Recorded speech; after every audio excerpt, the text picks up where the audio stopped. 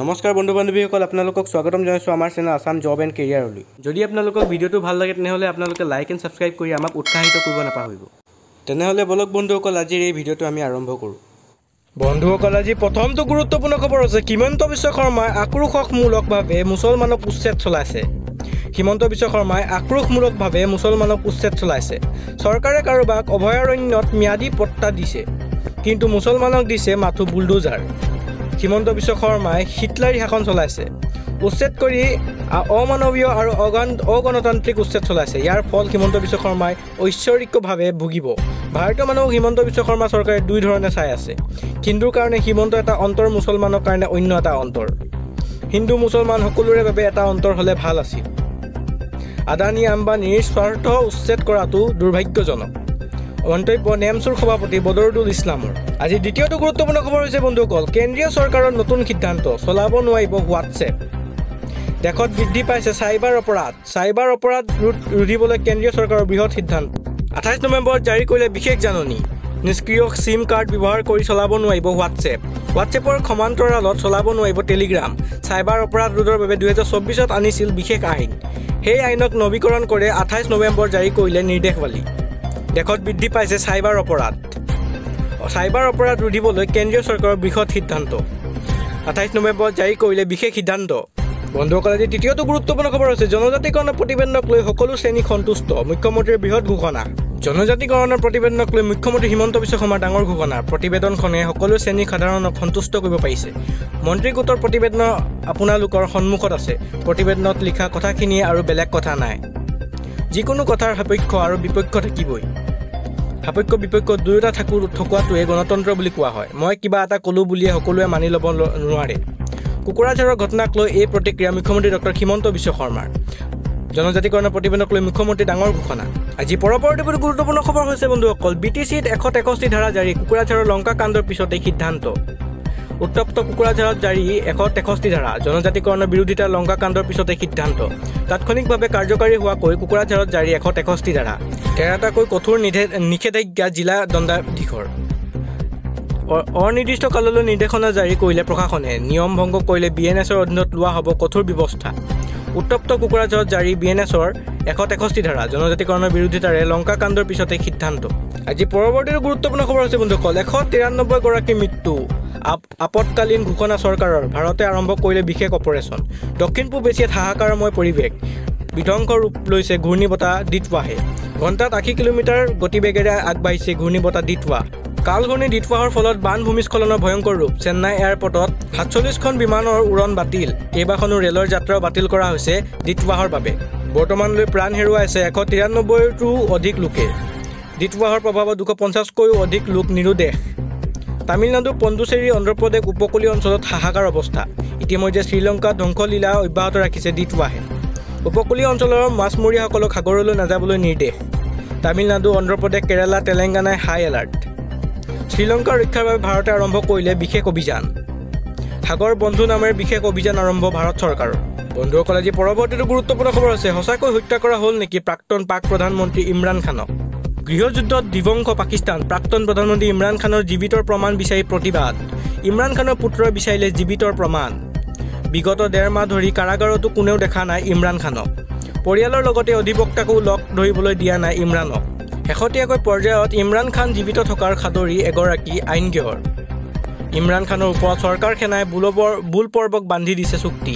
ইমৰান খানক চৰকাৰে পাকিস্তান এৰাৰ চৰ্ত বান্ধি দিয়াৰ অভিযোগ। ৰাজনৈতিক ক্ষেত্ৰও ত্যাগ কৰিব লাগিব ইমৰান খানে। ইমৰান খানক বলপূৰ্বক এনে শাস্তিৰ বিৰুদ্ধে ওলাই আহিছে PTI। পাকিস্তান তেহৰিক-ই-ইনছাফ দলৰ মুৰব্বী ইমৰান খান। PTI দলৰ পৰা বিগত সময়ছোৱাত ৰাজনীতিত প্ৰৱেশ কৰিছিল খানে।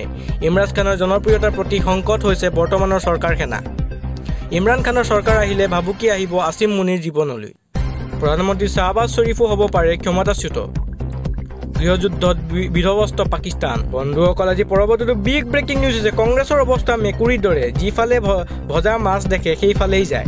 কংগ্ৰেছৰ অৱস্থা মেকুৰীৰ দৰে, যিফালে ভজা মাছ দেখে সেইফালেই যায়। এইবাৰ কংগ্ৰেছক সময়সীমা বান্ধি দিলে মুখ্যমন্ত্ৰী ডক্টৰ হিমন্ত বিশ্ব শৰ্মাই। কংগ্ৰেছে আমাতকৈ ভাল প্ৰস্তাৱ আগবঢ়াওক। কংগ্ৰেছৰ প্ৰস্তাৱ আমাতকৈ ভাল হ'লে বিনা চৰ্তে মানি ল'ম। অন্যথা আমাৰ প্ৰস্তাৱে ভাল বুলি মানি ল'ব লাগিব কংগ্ৰেছে। মুখ্যমন্ত্ৰী হিমন্ত বিশ্ব শৰ্মাৰ মুকলি প্ৰত্যাহ্বান। ট্ৰাইবেল সংঘকো সমালোচনা মুখ্যমন্ত্ৰী হিমন্ত বিশ্ব শৰ্মাৰ। ট্ৰাইবেল সংঘৰ লগত 20 বাৰ আলোচনাত বহিছে।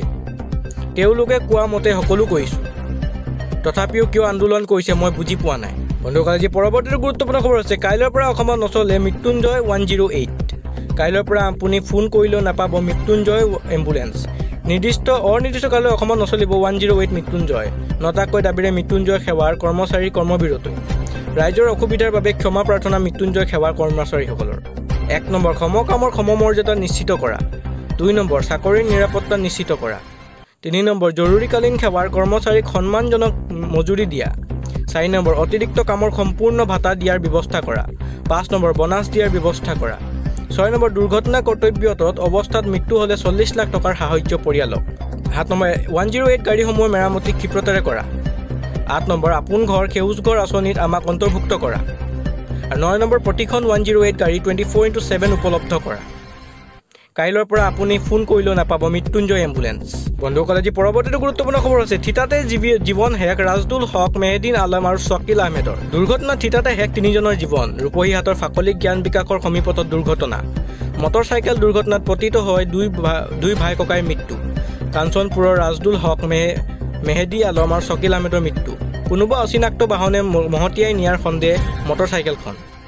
শিহৰণকাৰী দুৰ্ঘটনাই কঁপাইছে ৰাজ্য। দুৰ্ঘটনাত থিতাতে শেষ 3জনৰ জীৱন। মটৰচাইকেল দুৰ্ঘটনাত পতিত হয় 2 ভাই ককাইৰ মৃত্যু। আজি পৰৱৰ্তীটো গুৰুত্বপূৰ্ণ খবৰ হৈছে বন্ধুসকল 2 যাত্ৰীবাহী বাছৰ মুখামুখি সংঘৰ্ষ। মৃত্যু 12 জনৰ, আহত 40 জনকৈও অধিক।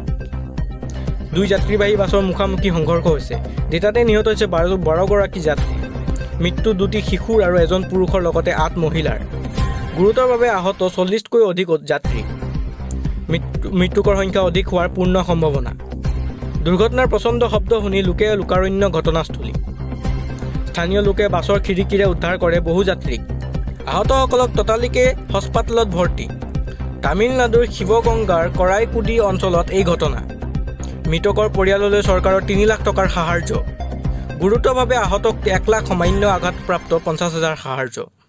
দেশ জোকাৰি যোৱা শিহৰণকাৰী দুৰ্ঘটনা। পাছৰটো বিগ ব্ৰেকিং নিউজ হৈছে বন্ধুসকল আমাক গুলি কৰি মাৰি পেলাওক, সকলো শেষ কৰি দিলে।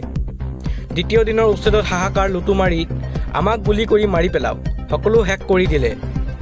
এতিয়া ক'ত যাম, কি কৰিম? পুলিচে আমাক খেদি ইয়ালৈ আনিলে। আমাৰ একো ৰাস্তা নাই, উপায় নাই। কান্দোনত ভাগি পৰিছে লুটুমাৰী উচ্ছেদিত লোক।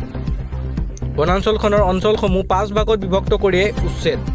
বেদখলমুক্ত হোৱাৰ দিশে বনাঞ্চলখনৰ 795 হেক্টৰ ভূমি, প্ৰায় 6000 বিঘা হেক্টৰ আবৃত লুটুমাৰী বনাঞ্চল।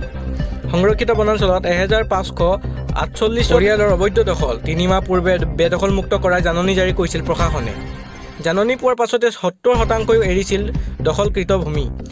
অপ্ৰীতিকৰ ঘটনা ৰোধৰ বাবে সাজু নিৰাপত্তা বাহিনী। বন্ধুসকল, আজি পৰৱৰ্তীটো গুৰুত্বপূৰ্ণ খবৰ আছে আমাৰ অন্তৰ জ্বলাই থাকিলে আমি জনতা ভৱন জ্বলাম। জনজাতিকৰণ নিদিয়ালৈ প্ৰতিবাদ কৰি যাম। আপোনালোকে আমাৰ সৈতে বহুত খেলি আছে আৰু নেখেলিব। আপোনালোকে আমাক আৰু নজ্বলাব, সহ্যৰ সীমা পাৰ হৈ যাব। আমাৰ অন্তৰ জ্বলাই থাকিলে আমি জনতা ভৱন জ্বলাম। জনতা ভৱন জ্বলাই দিয়াৰ আগতে আমাক জনজাতিকৰণ দিয়ক। বুকু ফালি প্ৰধানমন্ত্ৰীয়ে কৈছিল 6 জনগোষ্ঠীক জনজাতিকৰণ কৰিম।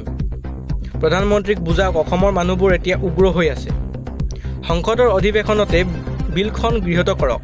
আমাৰ স্পষ্ট কথা, ইয়াকে লৈ ৰাজনীতি নকৰিব। কোচ ৰাজবংশী ভাইসকলৰ মাজত বিভক্ত কৰিব নালাগে। যেতিয়ালৈকে জনজাতিকৰণ নিদিয়ে প্ৰতিবাদ চলি থাকিব। 6 জনগোষ্ঠী জনজাতিকৰণৰ প্ৰসংগত আক্ৰাচুৰ হুংকাৰ। ভিডিঅ'টো চাই ভাল লাগিল যদি আপোনালোকে লাইক আৰু ছাবস্ক্ৰাইব কৰিবলৈ নাপাহৰিব। ধন্যবাদ।